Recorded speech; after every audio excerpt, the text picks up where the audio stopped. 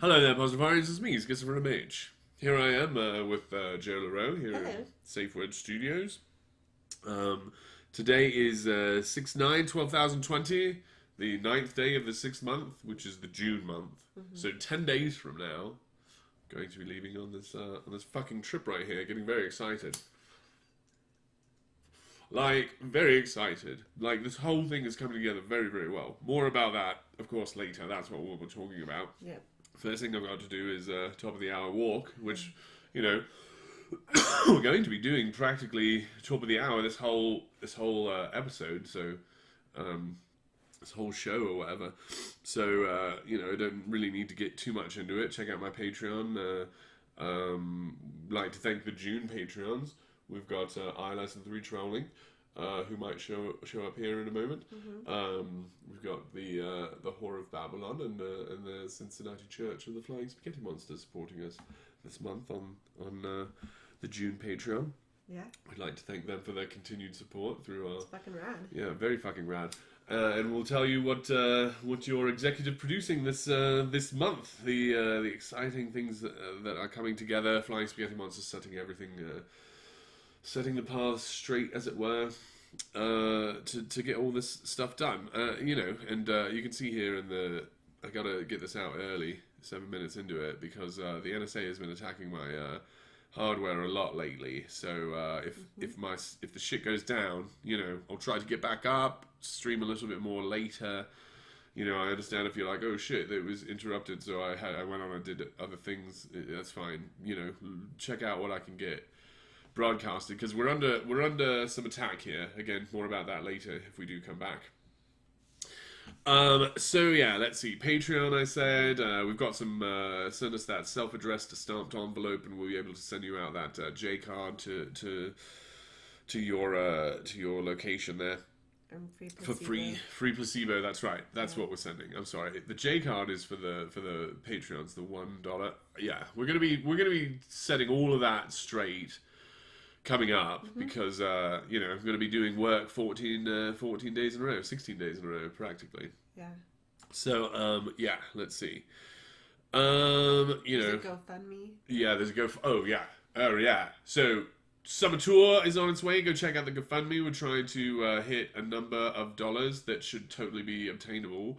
But the goal is 2,000, but 1,000 is all we need to get this thing started, so that's very exciting. We don't have to hit the goal before. We don't have 10 days to hit the goal, is what I'm saying. We only have to get I don't know, a quarter or a half of it. I don't know. I haven't done the math yet.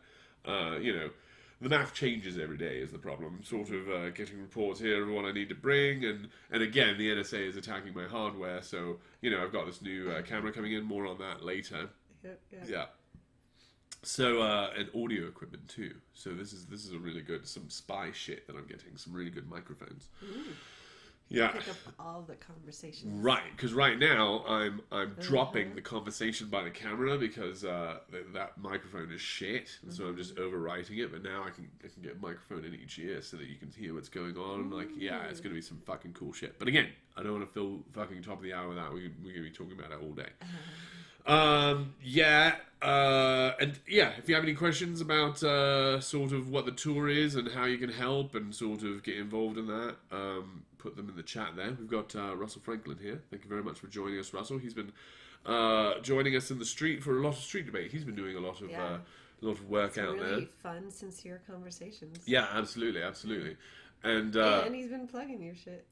very kind. He's been very kind in referencing the work that we've been doing out there in the street.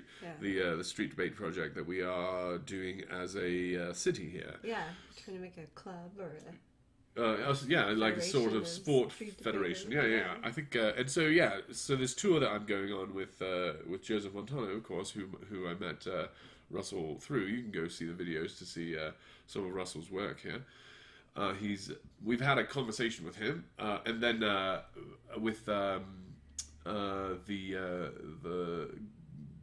Olympiad was a very, very enjoyable conversation. Then I've had two that I haven't quite edited yet, because they sort of devolved into flirting from my side. It really was kind of embarrassing. So I don't want to put you guys through that. But yeah, we've done a lot of yeah. We'll good. definitely be up on the Patreon. And, yeah, and we've so Russell's been doing some work with the local right-wing sort of group of political commentators. Podcasters. Yeah, conversionalists, content conversationalists. creators. Yeah, sure. Influencers. yeah. Semi-famous? Semi-famous locals. This group of semi-famous locals that talk about it.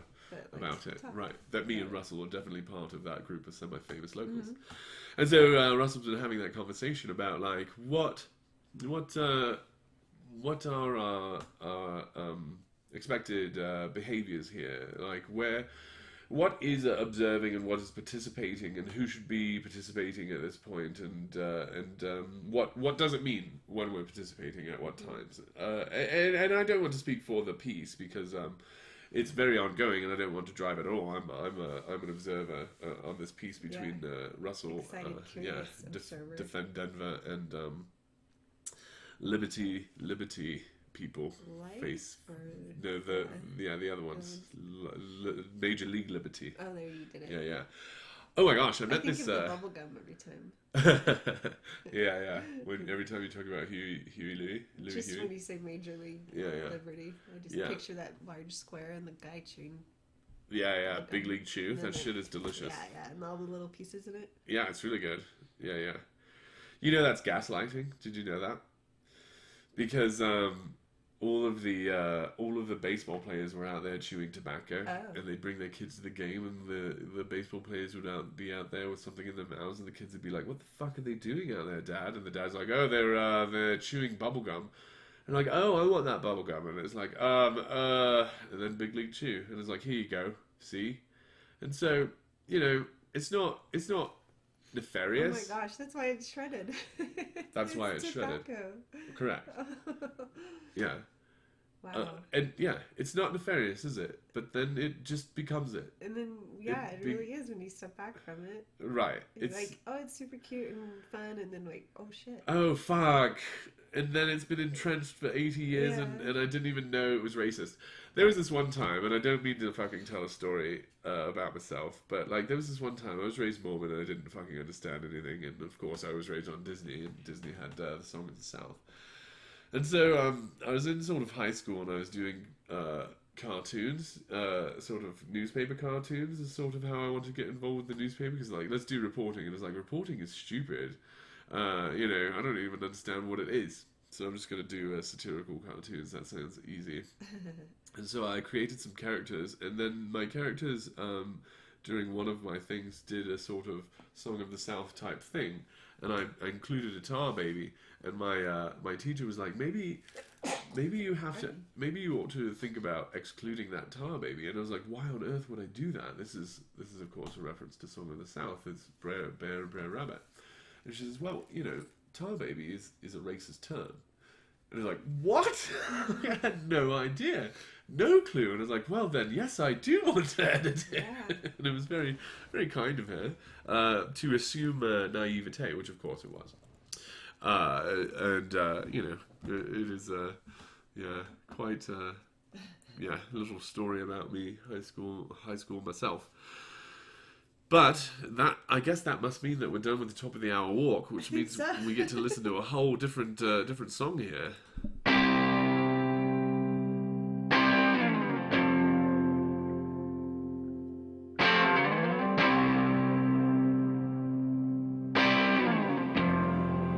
My bedroom is a disaster. My dog has got kidney failure. I've been sitting at the bar too much, kissing people in my head and saying rubbish things I should not have said. And they're building things outside my window. Everywhere I look there are signposts. I just sit in my house making noise for fun, but I'm not moving much or proving much to anyone.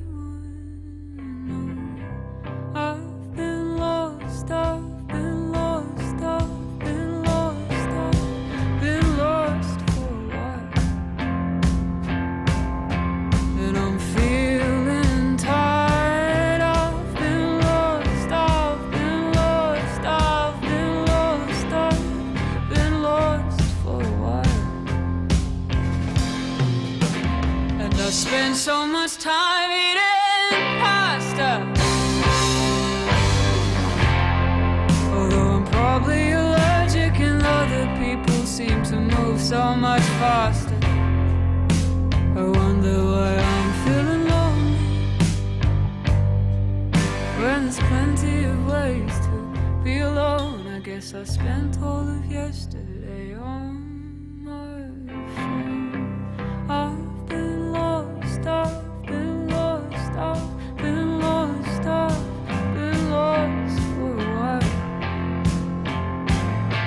And I'm feeling tired. I've been lost, I've been lost, I've been lost, I've been lost for a while.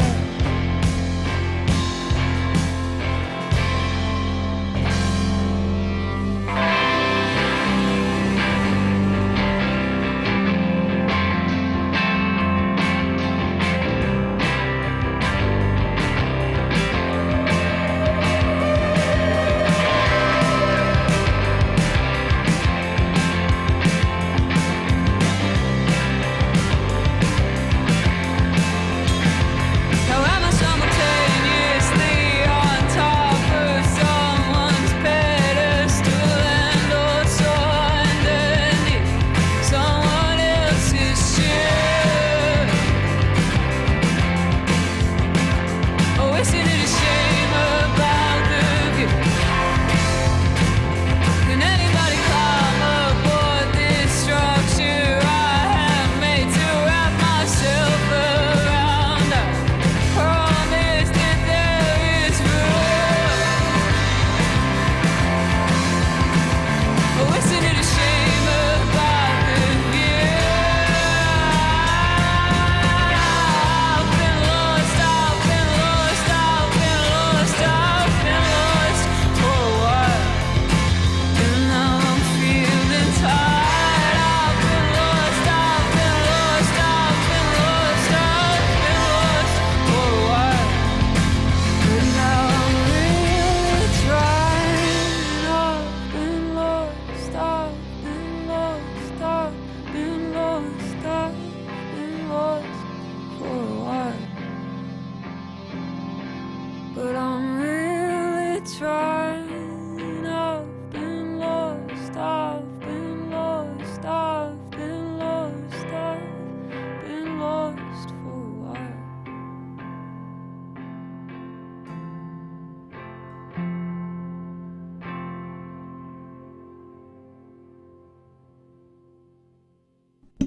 Hello there, Positivians. It's me, Schizophrenic Mitch. Welcome to the part of the show that is actually the show, because the part that was before now has been pre-show. The pre-show where we wait for people to show up to the show so that we can do the show. And during that pre-show, we get done all that shit that's sort of like corporate and bullshit, like the top of the hour walk and all that shit. But we also get to listen to some music. And in that way, we can just sort of make that section irrelevant and erasable, you know? Mm-hmm. And then this part is the not that. The other part is the part where it's the show. And so now, there's no music. But there will be at the end. But at that point, the show will have been over. So that's pretty cool. That's how that works. Yeah. Very similar to opening him and sacrament him and then closing him. Oh, that's surely coincidental. No, that's unintentional and coincidental. I wouldn't be doing that on purpose, I don't think. But if you do want to smoke a fucking joint right now, during the sacrament hymn, fucking do join me, because I fucking hit this shit pretty fucking hard on the head. Cute little joint. Oh man, very cute. Yeah, so, a little brag here, just reading some chat here, but a little brag about me, because I'm a SoCal kid. You know, Disneyland was a huge deal to us SoCal kids. Big fucking deal. I remember, here's a double aside, when I was a very, very young person, left alone with my brothers and sisters in the Suburban, in the parking lot of the grocery store. We had nothing to do, and so we'd put the very youngest of us in the actual steering wheel, because they were a very tiny person, and turn them back and forth, because it was very fun to ride the steering wheel. And we'd say, "Where do you want to go? I'm driving." And there were two places that we would go when we were driving, pretending to drive the car. One of the places, of course, was McDonald's, and the second place was Disneyland, right? Where are we going? We're going to Disneyland! Woo! So, here's a little Disneyland brag about me, a SoCal kid. Because, yeah, I got that sort of Brer Fox idea from the ride that came out. Probably 89, was it? Fucking 88. Splash Mountain, a water ride at Disneyland, super exciting. Mm-hmm. Before that, it had been Star Tours, right? Yes.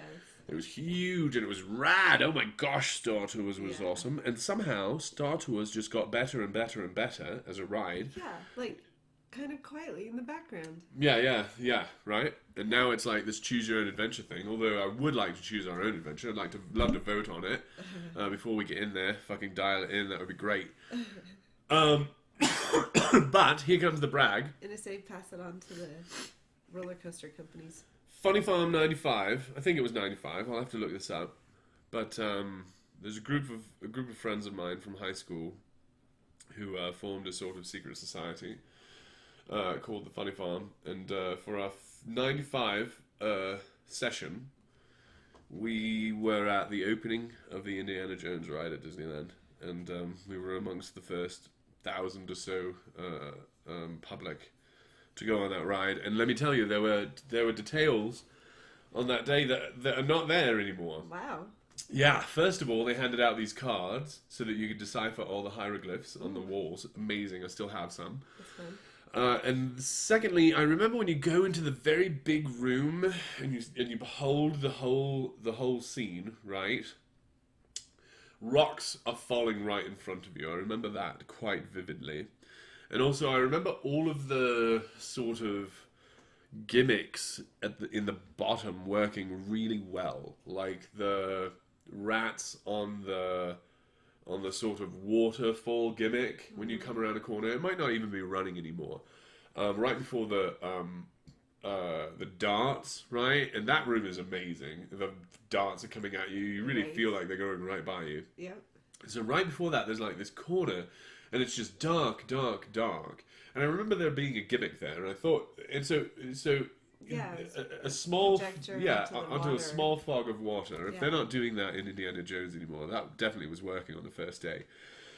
And so it was amazing. And here's another aside. One of my very good friends, who is part of that group, who is now more than semi-famous, Brandon Jones from Game Trailers and Easy Allies. He missed that day, and there might be nobody who loves Indiana Jones more than this guy. So sad. very sad, very sad. But we all got to experience it for him, and through us, he lives it, and so it is nice to be sort of his reach into that moment. Part of it. There were a dozen of us. It was quite a day. Some SoCal brags there. Because if we're talking about Disney. All right, so now we've got to get to business, which is I've only got 10 days to get all my shit ready for this tour. Right. So I'm sort of working on this checklist here. Sorry to be so boring in business here with you, and just be literally going over my checklist. But that is the show that I've got for you today. Nothing too amazing.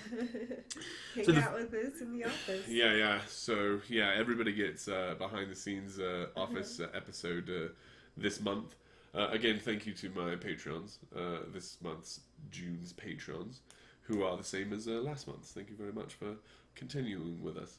Enjoying the joke enough to resubscribe, as it were. And, by the way, if you have accidentally forgotten that you've subscribed to us, and you want some of this money back, please do get in touch with me. Because we'll definitely get you products that are worth as much money as you feel like you have been. No, I'll get you. We'll figure out how to undo it. Let's see. So the first thing, though, is we've started one of those things, a GoFundMe. Yeah. for this one. So you can check it out. Maybe I'll get my producer to fucking drop a link to it right here in the chat. I don't know. Maybe. It's hard to know how the future will unfold. And like I say, we only have to get like 750 or something before I can go. And so that's going to be easy squeezy. Yeah. And so that's going to happen as the first things. And then the hard stuff that we've got to do is like all of this intern stuff, like get in touch with all the locals. I've been writing a lot of these down, and we can go over them now. So if you are, or if you know anyone in the cities that we're going to, and you want to fucking hang out with us, let me know. I'll get the dates for the days that we're going to be where you're at. Pardon me. Now, I feel like I'm not going to have the most the biggest say in sort of sticking us to the schedule, and I think that like the Holy Ghost is going to be able to derail us as often as it wants to. So the schedule is only as reliable as the Holy Ghost. So I hate to give you dates too early, but I'm hearing July 2nd in Louisiana, okay? And we're leaving on the 19th and we're going to Chicago, so I expect we're going to be in Chicago like on the 20th and the 21st. But,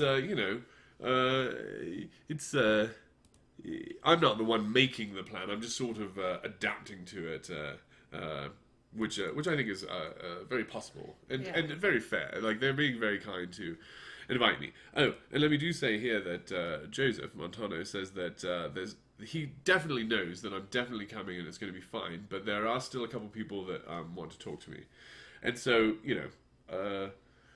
I wonder exactly sort of what that means. It seems like these people have veto power to me, right? Yes, it does.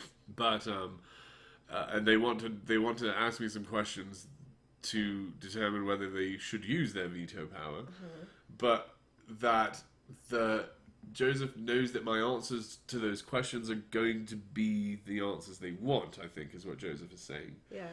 Right, which is that I am here for genuine reasons, and I think that And our you'll work with them. collaboration will be beneficial to the both of us. We'll both think of it as I'm beneficial. picturing people talking about swearing or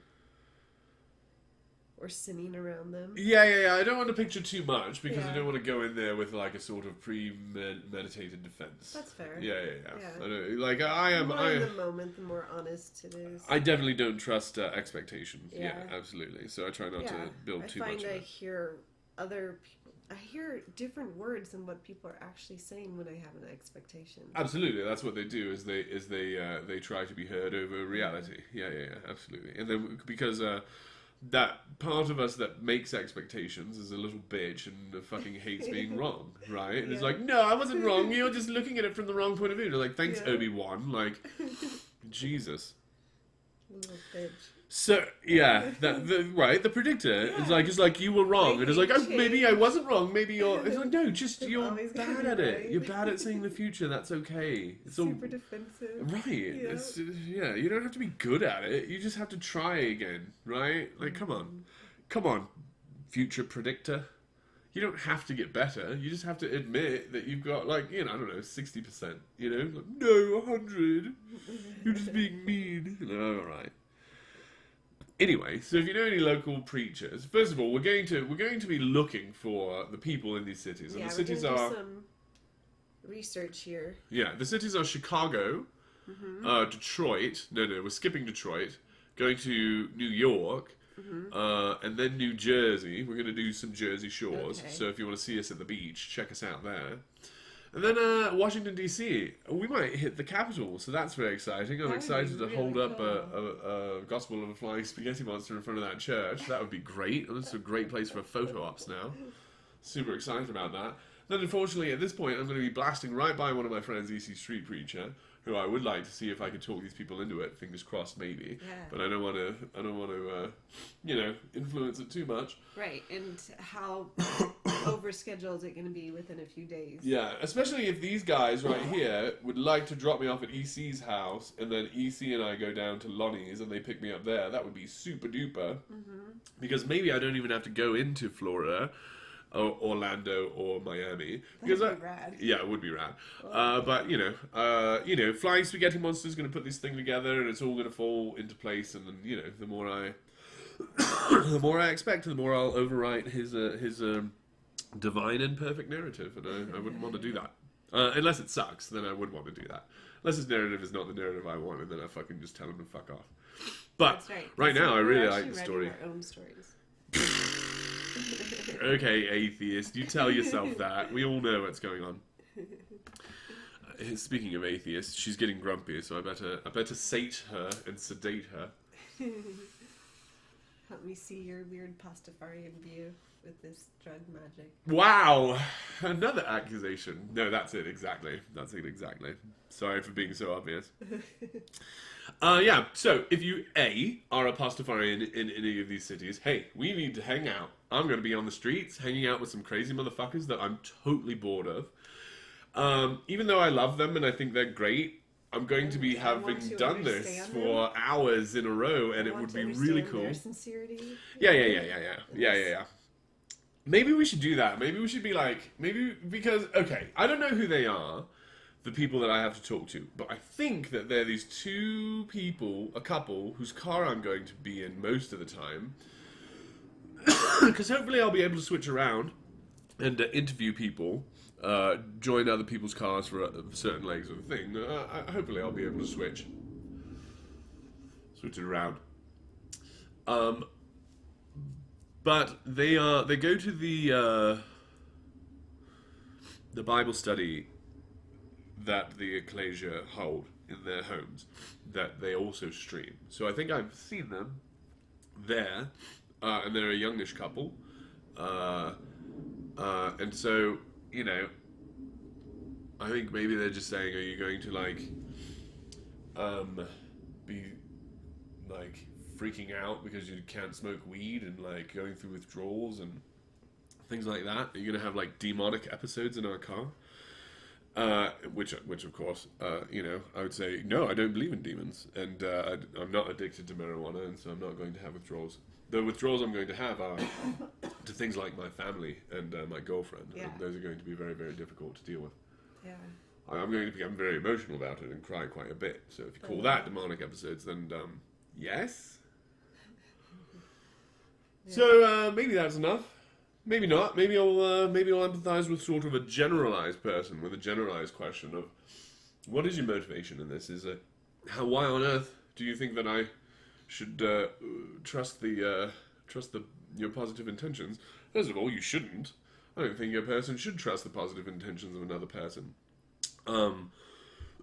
We've been shown that A, some people don't have positive intentions, and B, some people without positive intentions are pretending that they do. So, it would be silly to fucking to just assume that everyone has positive intentions, especially when they're so weird like I'm being right now. Mm-hmm. So no. Let me prove to you my positive intentions. First of all, if you want to just review the work that I've done, I think it speaks for itself. I think without this argument, if you go back and you listen to these programs, you'll eventually hear what I'm trying to say and see that it is of benefit to both parties here, both the Ecclesia and the cult of Flying Spaghetti Monster. But if you don't want to do that, I understand, and I only repeat it here for brevity, so that you can have it again to show that I'm not saying I'm not going to say it again. If you want it here it is, and if you don't, fast forward this if you've heard this a million times. Okay. So basically, up until recently, I was a conversational or debate cynic, meaning I sort of did not believe that debate could overcome a person who is attempting to thwart it. Okay? I thought of debate as only useful if both members were good faith debaters. And so first of all, when you go through you go through the fucking Milwaukee rules system, right? And they're telling you how to debate, and they're saying you take this, go, debate. And you're like, I don't care about any of these ideas. And like, it doesn't matter. And it's like, but none of these ideas are true. And it's like, it doesn't matter. Pretend they are. Use these tools that make these things seem true. And it's like, I don't want that, right? I don't want, first of all, I'm not doing this for a living. I'm only doing this in my hobby space like a normal fucking person. So I can't waste my time with this theatrical shit, okay? I've got to get some fucking tools that do some fucking work here, you know? They've got to take the limbs off that I don't want, you know? Like, I don't want it to be all fancy. I need it to cut the fucking tree. So, I need tools that work. And so that's what street debate is, right? It is anyone comes up to you, you know? That's what we're doing here in Denver. You could call it Denver rules. I really don't like it when people call it that, but you know, whatever. It is sort of street debate because, you know, what they're doing is... It's different than in an air-conditioned building with an audience of 500. Right, and 250 years of law. 10 introductions in the beginning. Right. And Christopher Hitchens was super, super good at that. But, I mean, he was much better at getting drunk in a bar and just yelling at you. Like, I'm sure that was a better experience. And those are recorded somewhere. That motherfucker was a fucking recorder. And we can hear his just drunk fights in bars. I'd love to. I'd love to sneak into those, right? Oh, definitely. Yeah.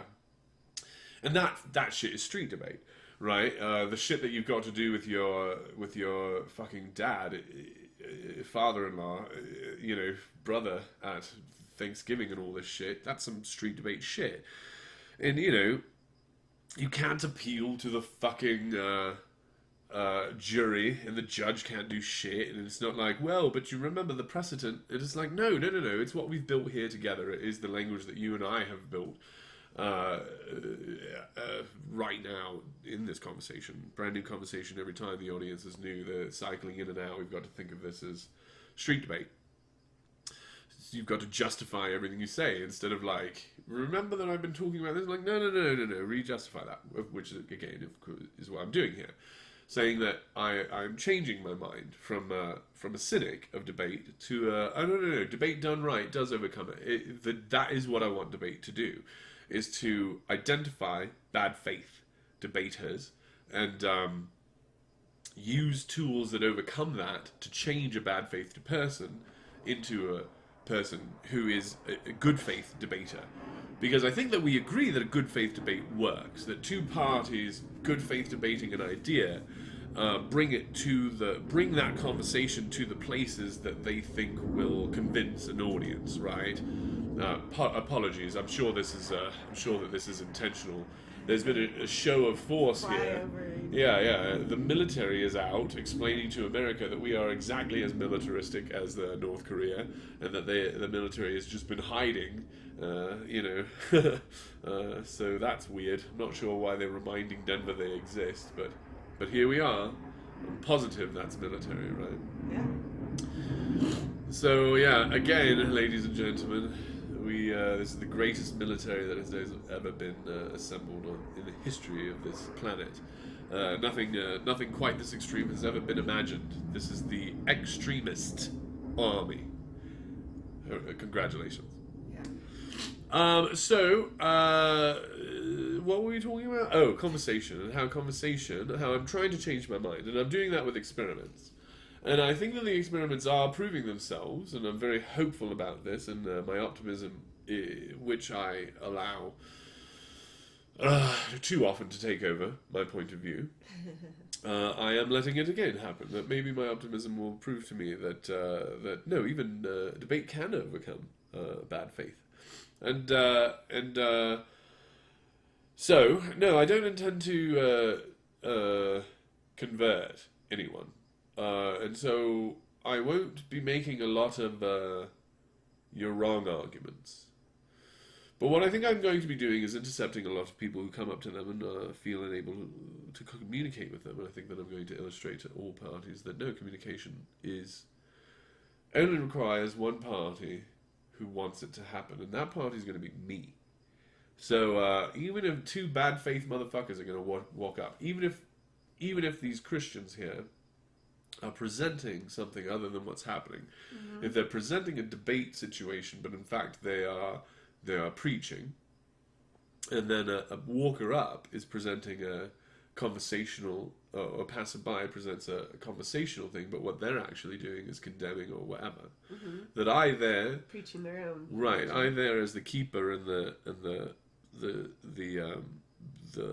insister on street debate, or the framer, as it were, the viewer can ask it to Right. do itself in a way that I can hear.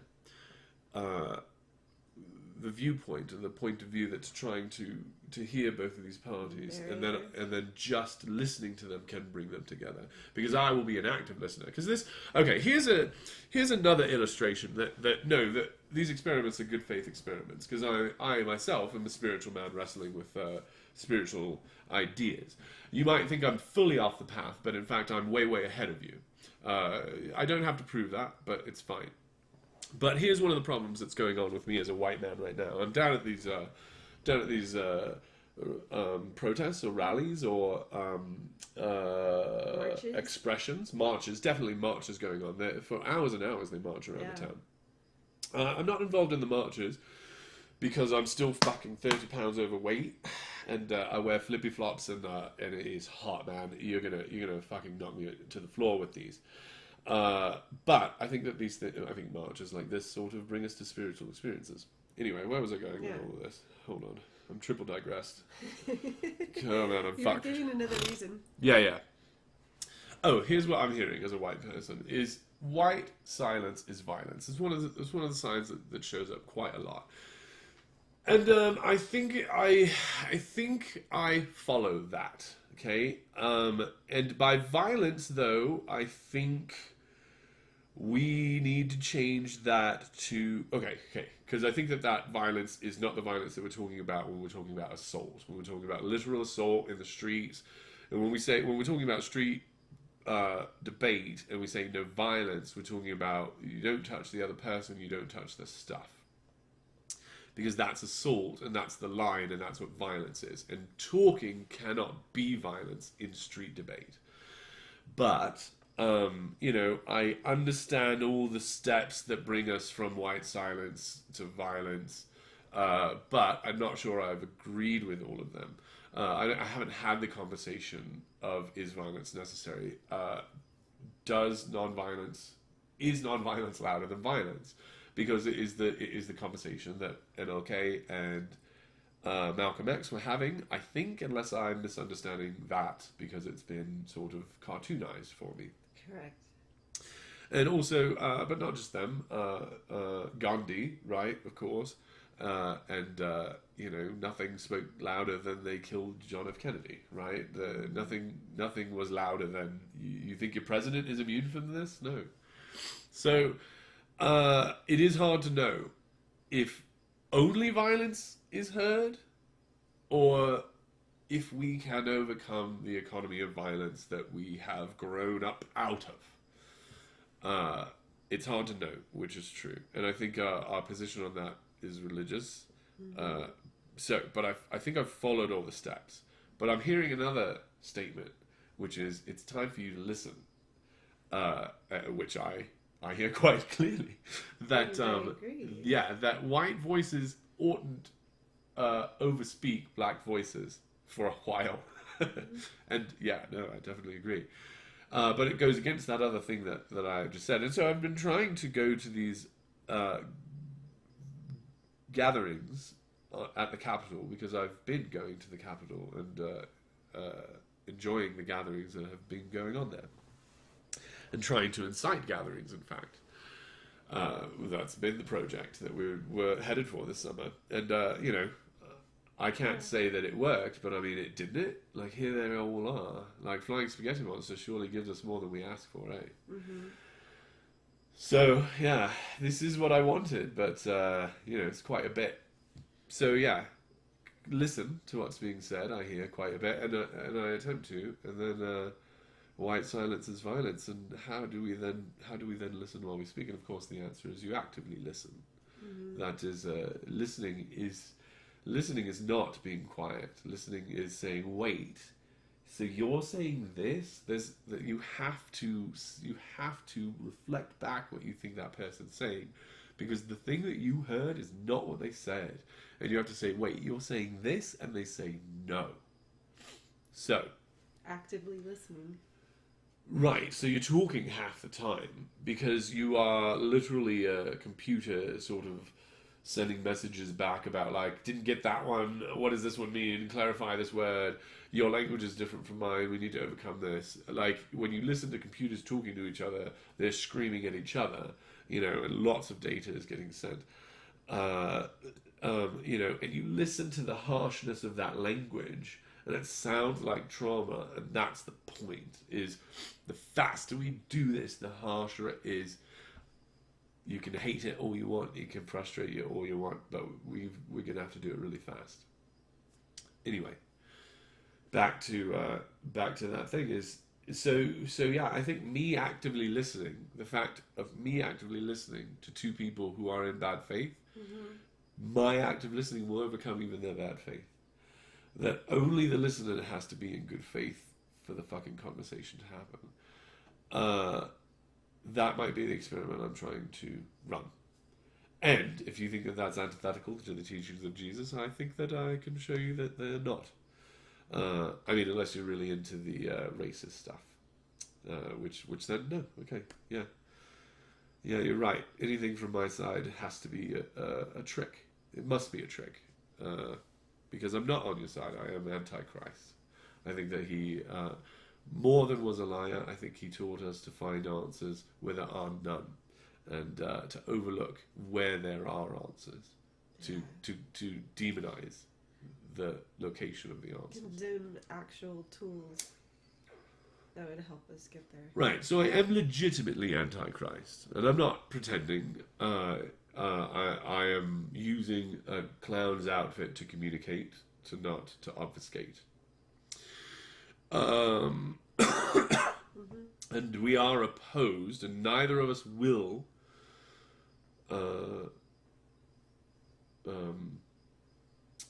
overcome the other in this. We will merely come together and Convert the other. there will be no conversions. Right. No, I'm coming out of this more Pastafarian than I was, and you're coming out of this more Christian than you were. Like, it's going to work. Like, I remember... They will have spiritual experiences. Oh, so many. We will have so many spiritual experiences. Absolutely. Yeah. Right, and, you know, they will discount mine as I will discount theirs. I will show them that theirs don't count as much as mine don't. But we will both be deeper in our faith because that's what spiritual experiences do, because we are reflecting ourselves. And so, you know, we'll understand ourselves a bit better. We'll understand how different our religions are a bit better, but we're not going to change who we are. I mean, we are, because I think we already have.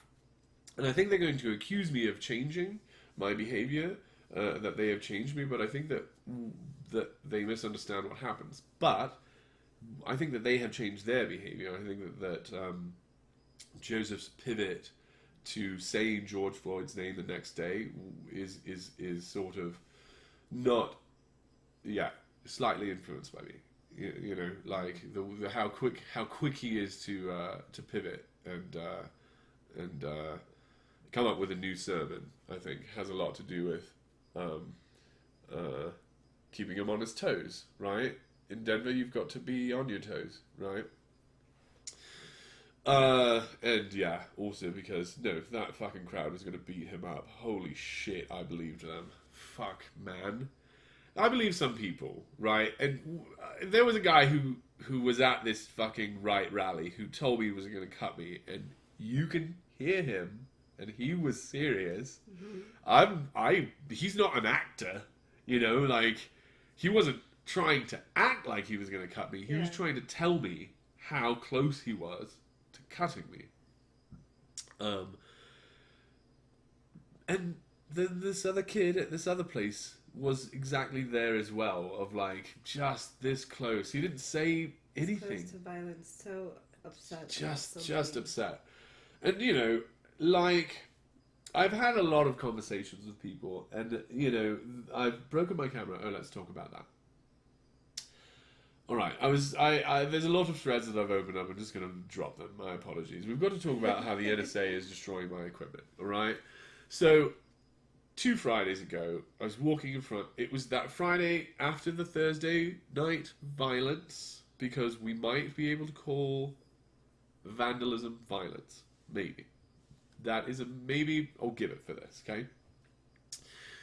Vandalism might be violence. And there was a night of that on Thursday. People circle days, okay? And that is a message. And people wrote "Eat the Rich," and that is a message. That happened on Thursday. And there are a lot of people waiting for a revolution and sort of like a let's go sort of whistle. And, you know, I think they sort of were ahead of the game on Thursday night in Denver. And then when Friday night, I went down and everyone was there. Now, I can't tell you what was going on Thursday night. My mind was, I was doing Dungeons and Dragons. But, you know, Friday night, I kind of know the story in my mind as I witnessed it. And there was something going on while the sun was up, around 4 o'clock, around 3 o'clock. Something was happening over there. Everyone was, the cops were lined up in the street for some reason. For no reason. Blocking off, I believe, Broadway. Or maybe, yeah, could be the one further west of that. But no, I believe they were on Broadway, and they were just all there, and they had their guns, the Pepper ball? Pepperball guns, the Pokemon Ball guns. But they look exactly like, of course, they are paintball guns, right? You know, when you go borrow someone's paintball gun, they say only fire it at people with masks and fucking here are the fucking things, right? There's a lot of rules. Go play with paintballs and see how fucking serious they are. And so then all the cops were there for some reason. And they were on Broadway. And they were displaying their weaponry, the paintball. They were like, this is the paintball level, welcome to level 2 sort of situation. And then I left that location and something might have happened. I might have seen sort of like fog at some point. I was gone. I'll have to review the tape to really understand where I was. About it on the phone. Yeah, coming back and be like, something went down, right? And then I went back and everyone was lined up again, and I was walking by and then my camera slipped. And now, I don't know if they were using some sort of magnetic weaponry on me, but it was right next to the SWAT team, which stands for, of course, Special Weapons and Tactics. So, I don't know if they're trying to, like, because I had a camera, and they want all the shit to be not recorded, if, like, they were, like, got the okay from the NSA, and they're like, yeah, that part's fine, go ahead. But, man, that camera, I miss it. It's right here. Fucking, listen. Oh, man, I'm so sad about what the NSA definitely did to my camera. And I did not accidentally drop this on its face and fucked it up. It definitely had something to do with that Friday using special weaponry. Because after Friday, they escalated it. The cops escalated. Because there is a thing about how, like, no, you said the words that invited him to hit you. You know, like, no, you consented to punch in the face. And I feel like, unfortunately, I might have accidentally, like, unintentionally crossed the line. Like, in some of the stuff I say to people, of like, no, you could have got punched in the face there. And I was like, yeah, I wouldn't have even talked about that one. Whoops, yeah. And so, like, the cops being like, yo, we're in riot gear, and here we are on the street, right up in your face. They haven't been doing that this last week, okay? Because it does something that they're not doing like they were the first 4 nights. And it has something to do with the idea of how Donald Trump parents, you know, and how you must dominate the rebellion.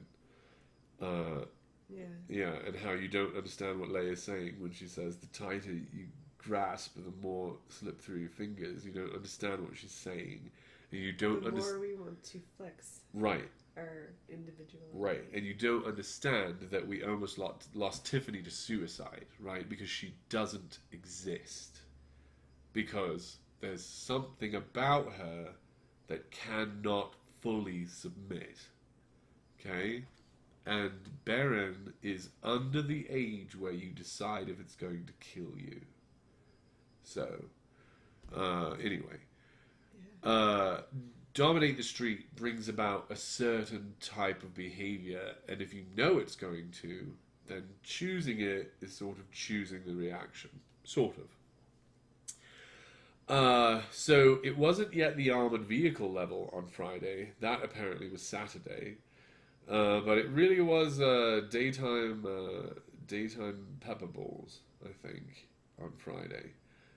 And, maybe special weapons that attack people's cameras. But anyway, I've got to get this new camera here. And I've got this very, very good friend at Lightspeed out there in LA, who's also one of these Illuminati friends of mine, like I was talking about. I don't mean to out too many people right now.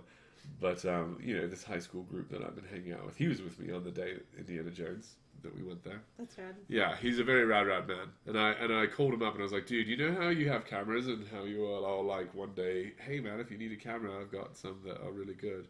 Well, I need a camera. And he's like, and I was like, here's the project. He's like, I know your project. I've been watching it. It's like, oh man, that's fucking rad. So he's trying to get it out to me. And so we've got to get this $200 to get him to ship the camera out. So we're going to take that out of this GoFundMe thing. And then, hopefully, when I get it all the footage, right, and I bring it back to him, $200 is practically a round-trip ticket out there.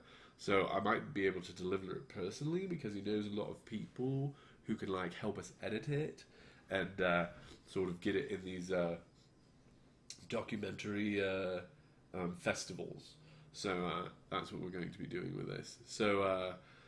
that's what. So this whole goal of like $2,000, it's not what we need to start the project. It's sort of what we need to get this project all the way sold, I think. Convinced that the studio will send you out. Right. And so we have to hit certain benchmarks on the thing to go, but they're gonna be no problem, I think. I don't know what they are, like. The math is coming to me slowly, and I don't enjoy math, so I wait until it's ready, and then I cook it all at once, you know what I mean? I don't love slow cooking math every day. It sort of goes into this part of my mind that is sort of square, and I allow the robots to do that part now, eh?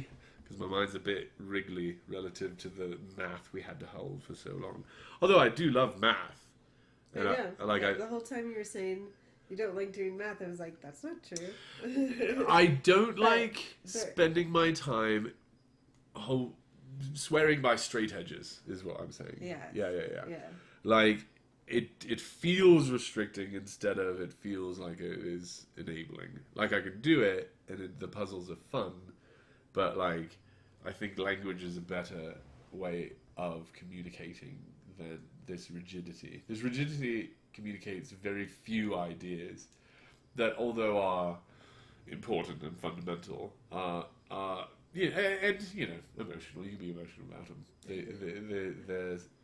There's a lot more going on. Like, I want to talk about like sex and love and shit. It's hard to do that with math, right? Poetry's a lot better for that. Yeah. So that's what I'm saying. I like math. But I like it in like video games and shit instead of like, real life. I gotta do it right. Oh, shit. It's dangerous.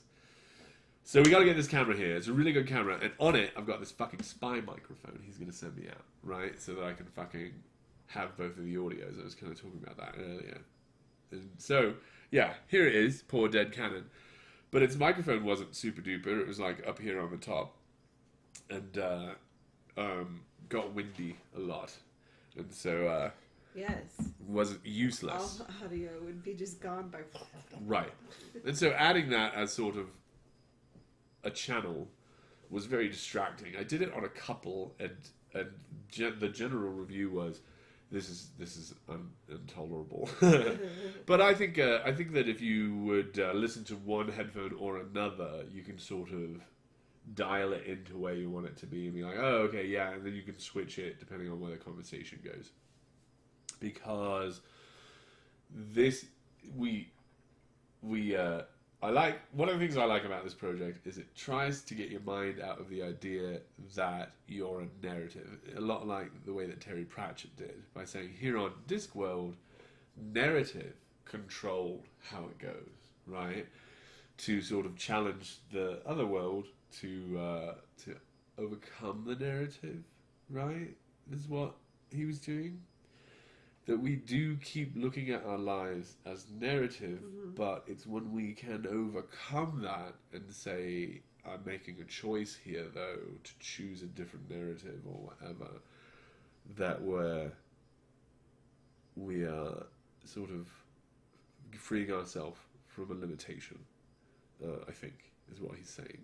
It's very easy for us to think of ourselves as a character with in an act somewhere along this story. Yeah. In the third act or the first act. And we've all kind of subconsciously created how it's going to go, whether it's a good one or a sad one. Right, and that's what what's his name was saying. And you can talk Theremin Trees again. I'm putting forward Theremin Trees here. There's a guy talking about. You have to go to Themin Trees to get the name of this guy. Talking about how you pick that story around when you're 4, right? And and it's a very lucky life where you get to fucking change it a couple times, right? Where you get to really come to terms with the idea that you picked a bad story very young when you didn't know much and you could exercise your choice right now to choose a better one. And maybe the choice is already made at that point. Like maybe we're just justifying a decision that has been made. The poetry has already been selected, but you know, you were still the meat that selected it, I suppose. Anyway, yeah. Sorry, referencing other sort of ideas from old videos to get us very, very confused because I'm trying to talk about shipping the camera. Oh, the spy microphone, and so yeah. He's got some really high-tech shit, so I'll be able to, first of all, get some lenses, maybe some night vision. I don't know. This camera is going to be really, really cool. It's going to have some cool shit on it. And again, fucking Flying Spaghetti Monster just fucking making it all happen. And you're not, as a religious person, you're just not allowed to believe in coincidence. Yeah. So as much as I would want to be like, hey man, coincidence. Like, I can't, you know? That's one of the rules of religion is there's no such thing as coincidence. I can't just tell them yes there is. I've got to, you know, accept some of their premises. Yeah. Yeah. Also we need a lot of art for this, right? So we've got all these cities, and so we're going to have tons and tons of videos of like shit going up. Yeah. And then we're going to take all the videos and we're going to put it into like another thing with like a lot of behind the scenes shit. I'm going to post the street stuff, probably, to my channel. I don't know. Like, because I'm going to have to get this camera. Okay, so I've got this computer. Oh my gosh. So back to, let me switch from art to computer first. Remind me to come back to art. This computer that I'm running on, it shuts down 3 times this morning. So I think the NSA not only is attacking my cameras, it's attacking my fucking computers now. So, they have escalated their attacks on us. Used to be stuff that I very definitely knew and understood. Well, that's what happens when you're semi-famous. Yeah, and you know, it seems like the world has escalated as well. You know, people in the something's happening here, and what it is, it's not exactly clear sort of situation. So anyway, this computer might be dead, but otherwise I'm going to be bringing it around with me. And setting it up because we're staying in like Airbnbs, and so I'll be able to plug this computer in, upload all my shit, maybe put it raw up, and then Joe here will be able to bring it down into the fucking hard drive here on in the studio computer, and edit up a version, and also fucking archive the dailies. Yeah. Hey Bones, how's it going? Yeah. Hey buddy, how are you doing? Oh yes, Meridian Heights has been bumping into a lot of our videos afterwards in the future. So just that's true. Saying hi to Bones and stuff, and so Bones says hi back, just to be clear. He would love to lick you and jump on you. Yes, and to go in the other room and start making tongue noises in this microphone. So yeah, but maybe I'm going to if the attack works on the computer and they totally shut it down, right? if I cannot get ahead of that, oh shit, they know we're talking about them. Did it? If we get ahead of if we can't get ahead of them and they break this computer, I'm gonna have to get a new computer, and that's like, I don't know, what, $200. So we'll have to add that to the GoFundMe. So, you know, it's I don't know how it's going to go out. Like I said, I'm not trying to build the expectation here. I'm just trying to expose it as it becomes clear to me, you know. Right, it's just behind the scenes. Yeah, behind the scenes, right? Dealing with all these projects that we have to, like the art project, right? We've got all these locations that we're going to be doing, lots of videos, and so, you know, lots of. So if you have any sort of fan art that you would like to, usually we don't accept that as thumbnails for our shit because we're trying to stay on brand, but like it's going to be so much work here in the next couple of weeks that like we're gonna so many hours of so video. feel free to submit any sort of art to our Twitters, you know, hashtag Street Debates, and you know, hashtag someone to us sort of shit. 2020 is sort of the year. It's hard to say because that weird sort of like repeat right there, because it's not 1220, it's like 1220, right? Is it 121020? I don't know. I have to look at it. I got to do the math. 12,020 is the year. The year is 12,020. Yeah, it's not 1220. Correct. Yeah, it's 12,020. You know that 10,000 is a myriad? Did you know that? It's like literally that's what it is, 10,000. Because like you've got 100,000, then myriad is the next decimal. Myriad. Yeah. Wow. So when people say myriad, it's like they're saying if you could 10,000. replace it with the word thousand, and if it doesn't work, then myriad doesn't work. Is sort of the rule, I think. So I don't know the difference when you say myriads and a myriad. I think is the difference when you say thousands and 8,000. I think is the rule. Maybe might be wrong about that. So yeah. Joe's going to be doing a lot of art here, which of course we can see right here. We're very grateful. How do I call in? Asked Kevin from Chicago. Actually, you just did. We can just read your stuff, or we could get on Discord, but we got to figure that out. I don't know how to Discord. Do you? But I can just read what you say and do that. But otherwise, Yeah, you can request voices as well. yes, I could do a voice and pretend to be you. I could probably do a sort of like a sort of sock puppety voice. Russell Franklin has a lot of responses here too. Those are the options: war or diplomacy. Yeah. And I think that we, as the American experiment, have chosen symbolic war. We've chosen diplomacy, right? This voting thing. We think it works. I hope that it has worked very well. We'll see. We'll see if it works. The slogan does get interpreted as white people show up and speak for the black people. Oh yeah, so that is of course, you know, one of the problems. I mean, again, I want to, you know, not talk too much about this because I think this is the sort of conversation of the summer, and I think it's going to be part of this documentary that I'm doing. So I don't want to get too sort of on the record, mind made up before I hear all of these voices. Yeah. Although, you know, the story is also about me fucking hanging out. Because that is the problem, is that we are content creators. We're talking about this Louis Huey guy and how he wants to be involved and a reporter. And sort of the duality that the modern individual thinks he can get away with. Like, because... Yeah, I don't want to, you know, point right at the kayfabe too much, but the point is, we all feel like this, that we're podcasters. That's why there's so many podcasters. We think we've got 30 friends, and so it's like, oh, I better get my podcast out to the friends. And it's like, yeah, actually, yeah, wouldn't that be cool if each of your friends was doing a podcast and you could just fucking listen to it? Mm-hmm. That would be fucking easy to be friends. Like, yeah, I would like the link of all my real life friends' podcasts, and if... and then I want the fucking technology to just fucking blast it into my ear at night. Sounds like awesome. And unfortunately, we have that technology to do that. We have a fucking president who is using Twitter as his main propaganda arm. Like, he's using it today to send out 10 fucking unfiltered tweets to people who just are looking for positions on current events. That, of course, is what he uses it for, and you get to use it for that as well. You have... in your control or at your fingertips the most powerful propaganda organ that has been used in modern times. So go ahead and use it. You're a propagandist and you're an activist. And is that the modern fucking problem that we have to figure out? Do we have to pick a side, or is everyone both? Is there no difference between you and the New York Times?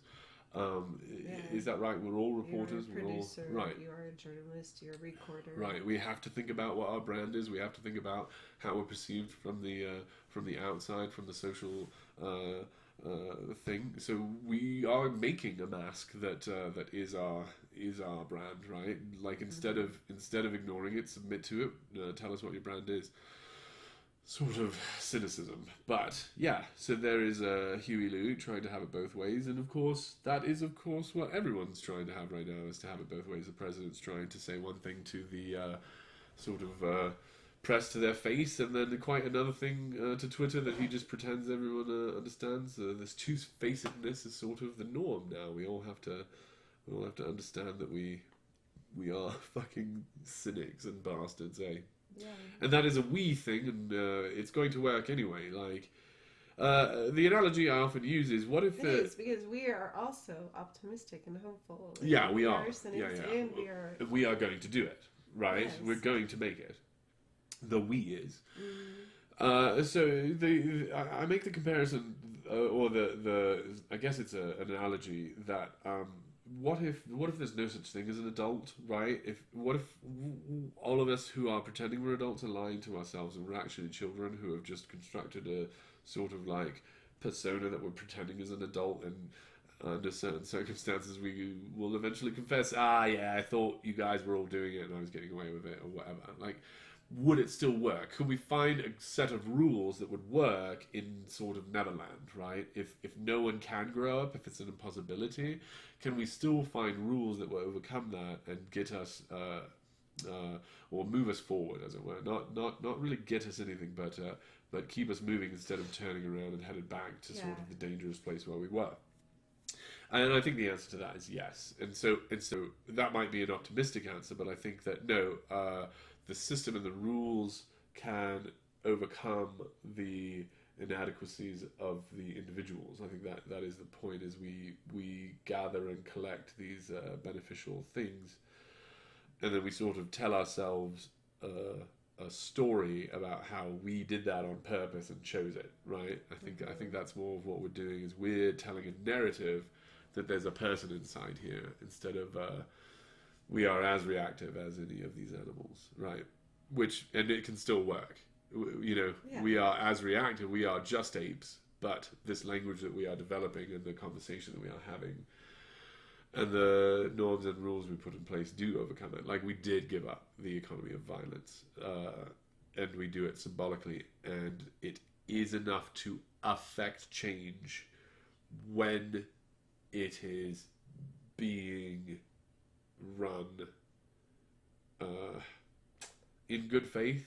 And then another part of the argument is we can start it back up in good faith. It might be in bad faith right now, but we can take this and add good faith to it, and it will wash out the bad faith, and they will lose their elections, and we'll just move forward.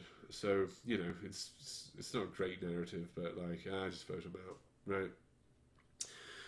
We'll find the people who are actually doing it in good faith, and then we just say, fucking thank you, I am sick of this cynicism and the fucking playing the game to win the game instead of just fucking saying no to the rules that suck, right?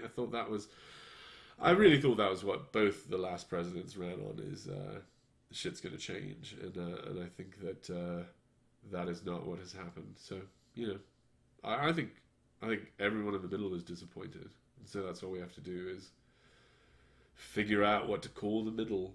Just come up with a name for it. It's the third party right there in the middle, not happy with either of these other choices, and we're all sitting right there waiting for us to come up with a name. Is that really the only problem we have? The brand. Right. It really is. What is our mask? What is our label? Right. And, maybe that's the point, is going to the middle is actually surrendering to one side and not the other, because the other never asked for it. Who knows?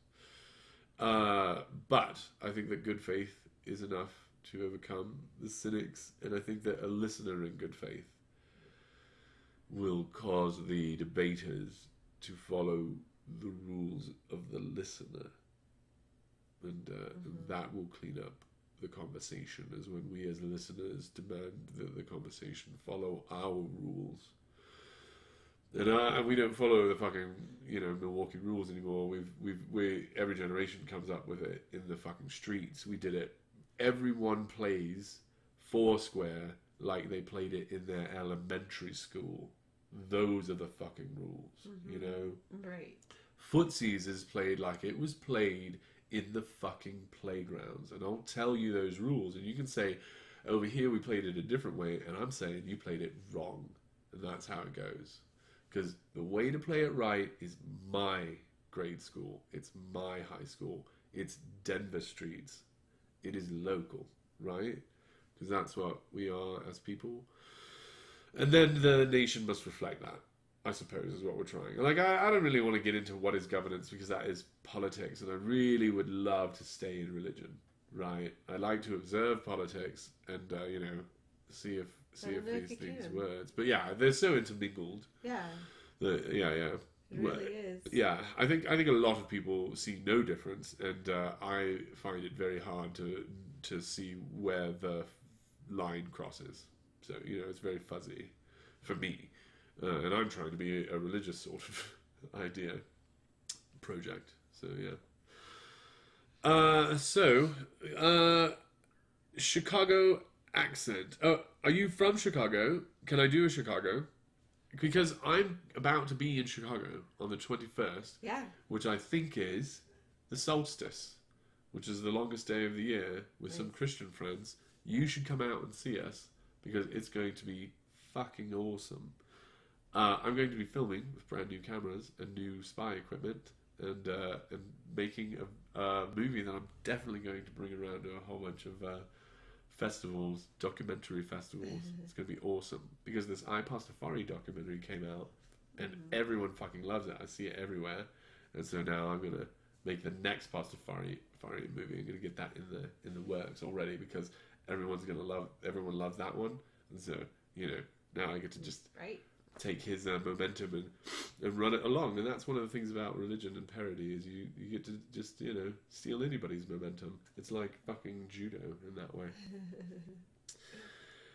All right, what else do we have to do? I say get data right here, but I don't even know what data is. Oh, for my phone, so that I can stream it. So Joseph Montano streams all day long when he's out. Like, he streams for Facebook. 3 hours in a row to Facebook, and I am so jelly that I think I could walk into my phone company and say, I'm paying you this amount of dollars, and I want to stream forever. How do we make that work? And they'd be like, we can't. And then I'd walk out, and I'd walk across the street, and I'd be like, give me a better deal. And I'll be the fucking guy in the movie, right? Gets the good deal. Gonna get fucking all the data, because they got it all.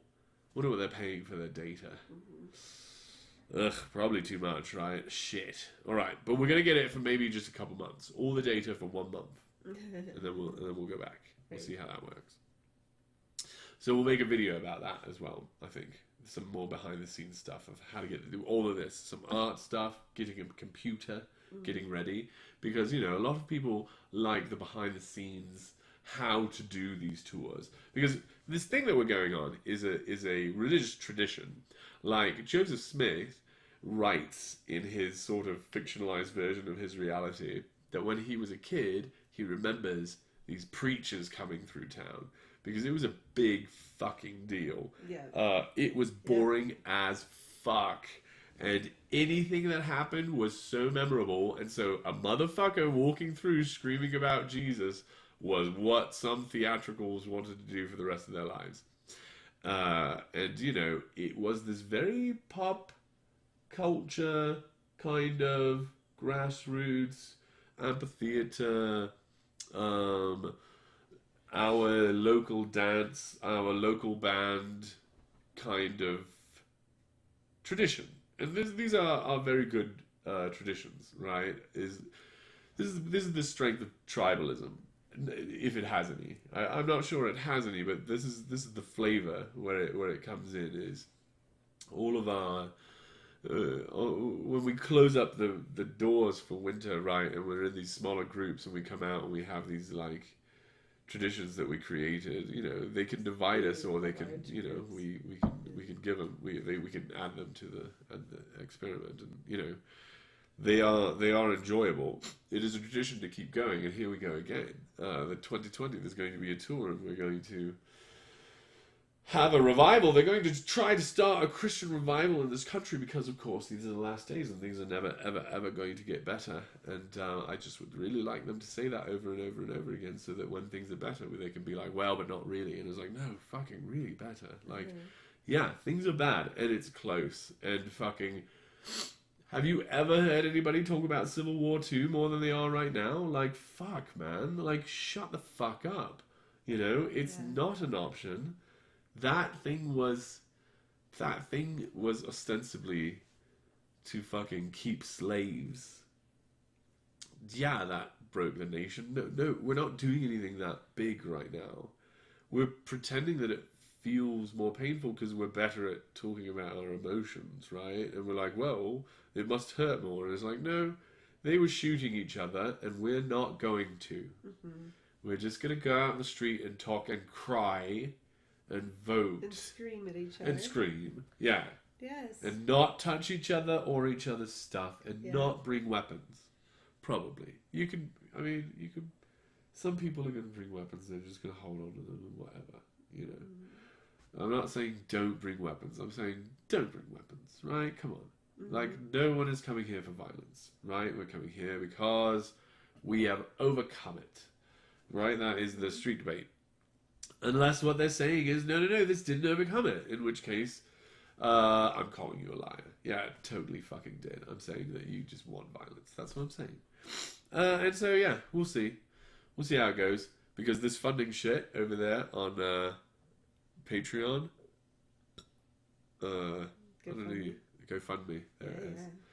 Fundraiser. Yeah. So that 2,000 is what we need by the end of it to sort of get it to the editor and maybe buy enough of the editor's time to get it ready to go to the festivals. And so so check that out and help us out with that. I'm going to play another song right here and then be back. Please do not be offended, for you know there is a punchline going on. Please, not to explain myself as well.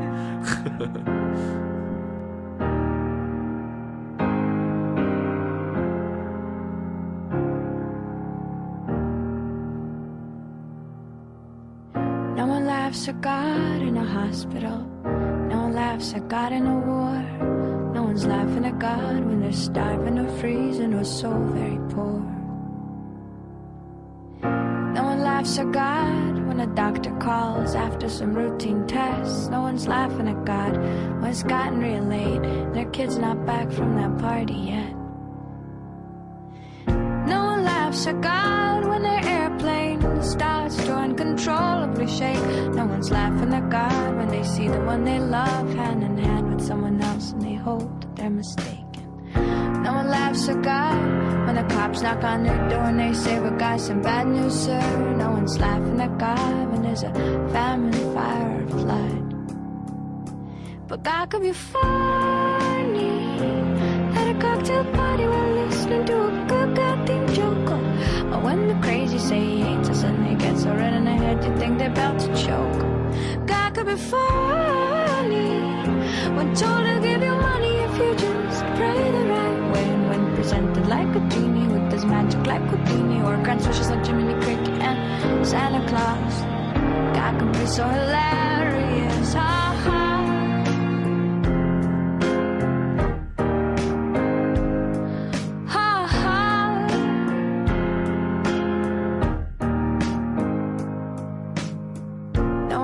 At God in a hospital. No one laughs at God in a war. No one's laughing at God when they've lost all they got and they don't know what for. No one laughs at God on a day they realize that the last sight they'll ever see is a pair of hateful eyes. No one's one's laughing at God when they're saying their goodbyes. But God could be funny at a cocktail party while listening to a good goddamn joke. Or when the crazy say he hates us and they get so red in the head you think they're about to choke. God could be funny when told to give you money if you just spread it right way. And when presented like a genie who does magic like Houdini or grants wishes like Jiminy Cricket and Santa Claus. God could be so hilarious. But no one laughs at God in a hospital. No one laughs at God in a war. No one laughs at God in a hospital. No one laughs at God in a war. No one laughing at God in a hospital. No one's laughing at God in a war. No one's laughing at God when you're starving or freezing your soul very poor. No one's laughing at God. No one's laughing at God. No one's laughing at God. We're all laughing with God. All right, Pastafarians, there's just a couple more notes to get through, but then I'll let you go and live your day. I suppose it's a Tuesday right now? Yeah. But I'm just sort of hearing this as news and reporting it to you. I'm not claiming it's Tuesday. I'm just saying, according to my sources, it might be a Tuesday. I'm not convinced, but, sometimes I have to pass this stuff on. Summer days are weird. Yeah, weirder and weirder. All right. Okay. What else is on this list here? Local preachers. We got to get in touch with all that. With Chicago, Kevin from Chicago. Maybe we should have caught that guy while he's here.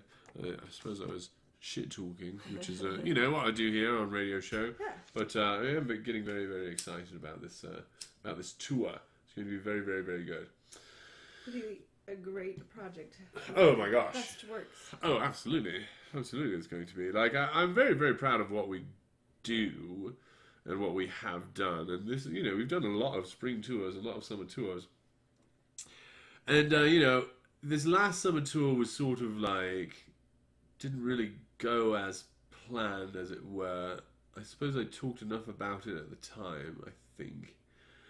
But the tour got distracted or aborted, as it were. There was a lot of tragedies that last summer as well. But this time I really think that I'm just going to get into a position where there's nothing to do but fucking 16 days worth of work in a row.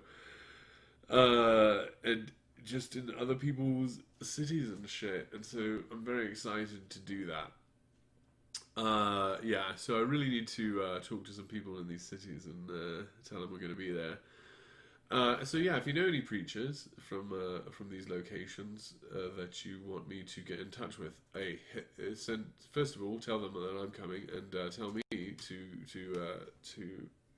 get in touch with them. Like on Twitter, I think is the place that we do this shit right now, right? Not really Facebook, because that's for grandmas and cats or something, and Twitter's so fucking edgy, and you can swear, and that's what the president's doing is bullshit. Sure.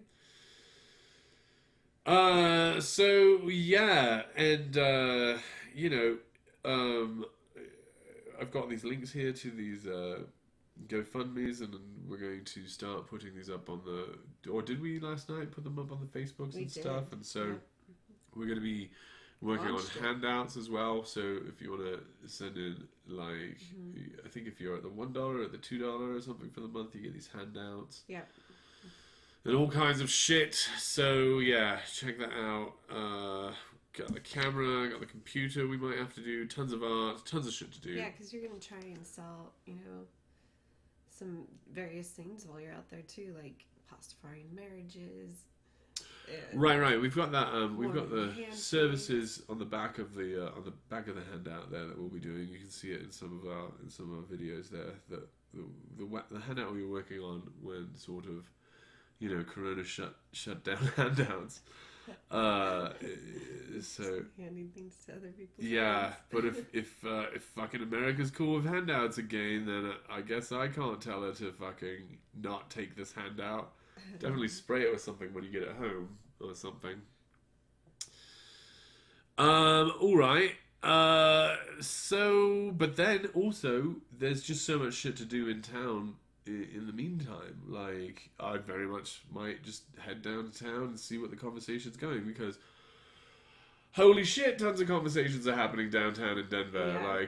Like, what a place to be. And Just- man, what a time to be like, no, let's get this going. Street debates in Denver. Yeah, Let's yeah. go.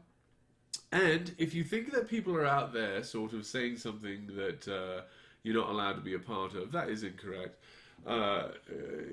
Just make a sign that says anything that you want to say. It doesn't have to fucking conform. This is not about conformity. This is not about picking teams. It's not about which group are you in. This is about making your own sign, right? And then active listening, right? You don't have to be. You don't have to overwrite yourself, right? That's not listening, right? Mm-hmm. Yeah, so...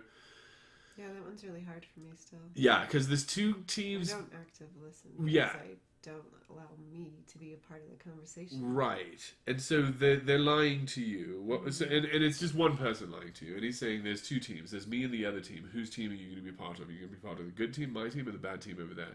And then you have to fucking join a team. And that's straw-manning the situation. And the truth of the situation is, if there's two individuals that are trying to get your attention and choose between them, they have to deal with the fact that there's a third individual that is never going to be truly on either of those sides. That there will be three completely different points of view, no matter what. There's no other option. And grouping one with the other is overwriting one with the other. And it cannot be done. And... is worthless as a tool, perhaps. Or I'm wrong. Could be wrong about that. That could be the demon talking through me. Listen, no. If I do have a demon, here is the thing. Because they're not going to convince me not to be Pastafarian. But if I have a demon in me, they are going to get it out. Because, I want it, right? You know what I mean? The point that I'm making is there's no demon in me. Nothing's going to change. I'm going to come home as Pastafarian as I was. In any sort of, idea that and hopefully they won't scapegoat me. Unfortunately, Christians have a history tendency to accidentally let someone die.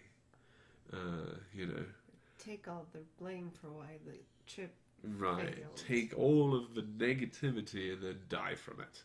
So, scapegoating Or is not the abandon. greatest. Yes. Yeah.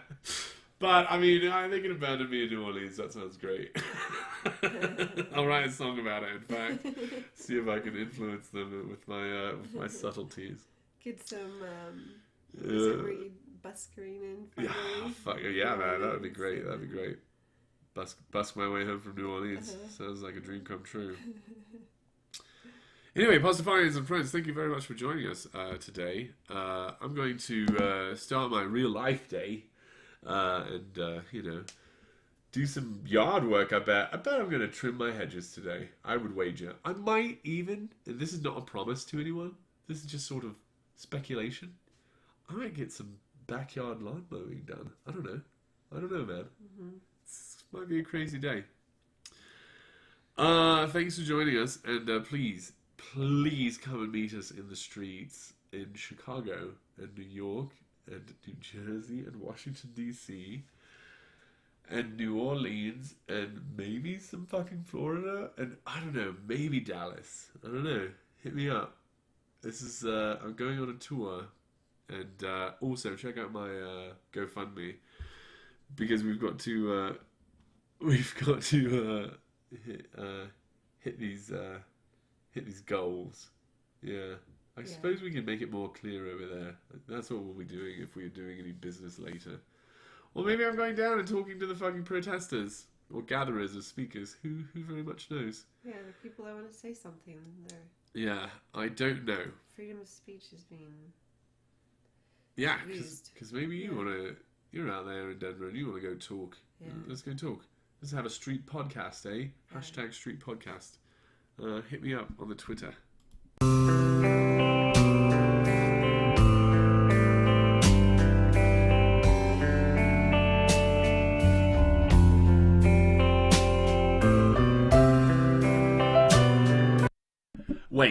hold on. Just forget that you heard that and instead listen to this.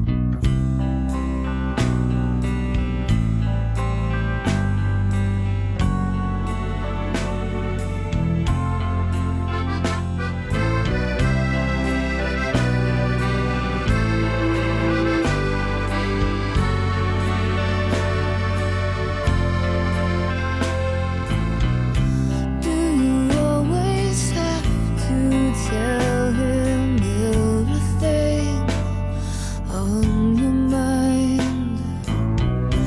You know that too much honesty can be so unkind. Every time you throw him to the floor,